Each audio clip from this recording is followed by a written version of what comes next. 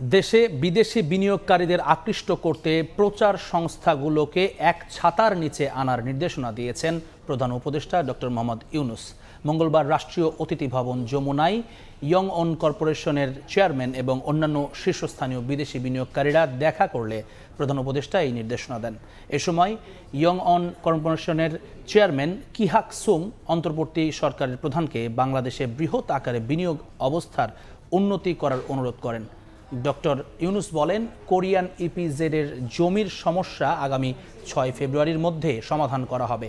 আমরা চাই Korean EPZ বাংলাদেশের সবার জন্য মডেল হোক। এটি প্রচুর কর্মসংস্থান সৃষ্টি করবে। কিহাক সুং ইপিজেডের সঙ্গে জড়িত দীর্ঘদিনের সমস্যা সমাধানে সরকারের দ্রুত পদক্ষেপের প্রশংসা করেন। বলেন, কোরীয়রা এখন বাংলাদেশে বিনিয়োগ করতে আগ্রহী হবে।